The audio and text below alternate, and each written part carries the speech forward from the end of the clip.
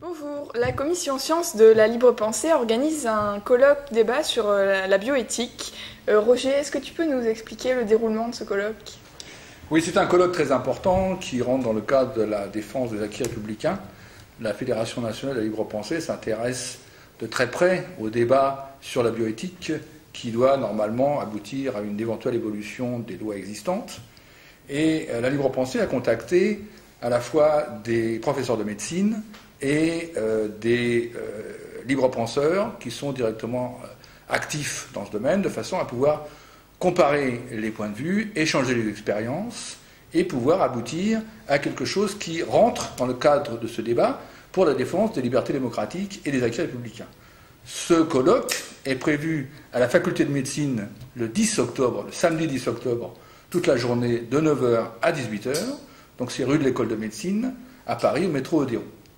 Donc il y aura une ouverture par le président de l'université qui est Axel Kahn, et il y aura ensuite plusieurs professeurs de médecine qui viendront faire l'état des travaux existants sur ces questions de recherche sur l'embryon humain, et ensuite des militants, un responsable de la libre pensée et un parlementaire viendront donner des avis complémentaires qui nous permettront d'avoir une connaissance complète de ce problème, permettant à la libre pensée de prendre position fermement sur ces principes dans le cadre de ce débat. D'accord. Jean-Sébastien, est-ce que tu peux nous expliquer pourquoi ce sont des débats importants, les débats sur la bioéthique? Oui. Alors ce sont des débats importants parce que, comme on le dit, ce sont des débats de société. Et effectivement, les nouvelles découvertes de la biologie posent des problèmes qui modifient assez profondément les possibilités par exemple de procréation, les possibilités de modification de l'être humain, ce qui bien évidemment pose des problèmes fondamentaux. Cela dit, en tant que libre penseur, je voudrais commencer par insister sur le fait que la bioéthique n'est pas un thème laïque. Réellement pas. Alors pourquoi? Tout d'abord parce que c'est un thème qui a été imposé au fil des années par l'Église catholique et sa hiérarchie, à travers des paroles qu'on trouve ça et là dans les encycliques et ça et là dans les déclarations des philosophes chrétiens, qui reposent en fait sur cette déclaration qui est que la biologie pose des problèmes éthiques parce qu'elle touche à l'être, tandis que par exemple la physique, la chimie, etc. n'en posent pas.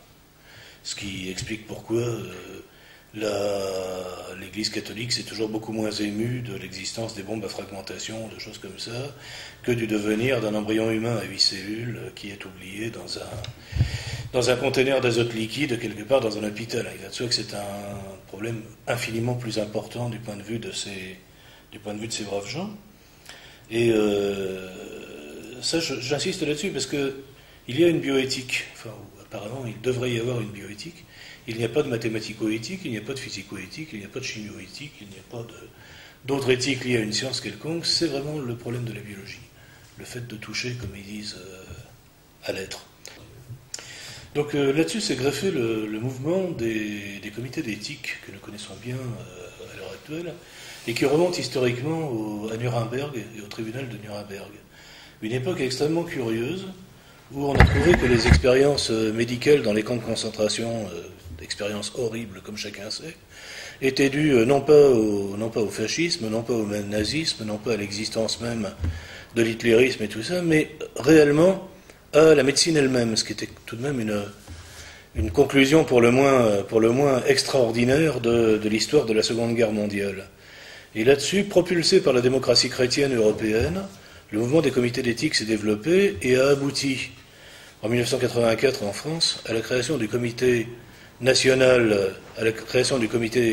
consultatif national d'éthique, qui est une création qui a d'ailleurs ses équivalents dans d'autres pays européens, et qui est profondément contraire à l'esprit et à la loi de la séparation de l'Église et de l'État de la République française, puisque sont inclus dans le comité national d'éthique des représentants des, comme on dit, principales familles spirituelles. C'est ainsi que là-dedans, vous avez une représentation ès-qualité de l'Église catholique, une représentation ès-qualité du grand rabbinat, une représentation ès-qualité du protestantisme, de l'Église protestante, ce qui fait que et pour faire bonne mesure, un représentant des athées, un représentant supposé des athées et d'une sensibilité qui pourrait être laïque ou libre-penseuse, ce qui ne change rien fondamentalement à la nature de ce comité. Consultatif ou pas consultatif, l'existence même de ce comité, que j'ai tendance, mais alors c'est une opinion très personnelle, à considérer comme une juridiction d'exception dans la Ve République, ce comité a permis aux différentes religions de donner de la voix dans les sphères publiques. Escalité, et ça a donné les résultats que l'on connaît, notamment en ce qui concerne le travail sur les cellules souches embryonnaires, où la France a été un des pays où la recherche sur les cellules souches embryonnaires a été interdite par la précédente loi de bioéthique et va continuer à l'être pendant un temps, ce qui constitue un blocage important à la recherche scientifique, et pas seulement à la recherche scientifique, mais à la recherche de moyens thérapeutiques qui sont extrêmement importants en santé publique, et qui de fait se retrouvent bloqués au nom d'une morale qui est une morale transcendante, ce que pour notre part nous récusons totalement. Roger, est-ce que tu peux nous rappeler donc la date de ce colloque? Alors ce colloque aura lieu le samedi 10 octobre, donc au grand amphithéâtre de la faculté de médecine, rue de l'École de médecine à Paris.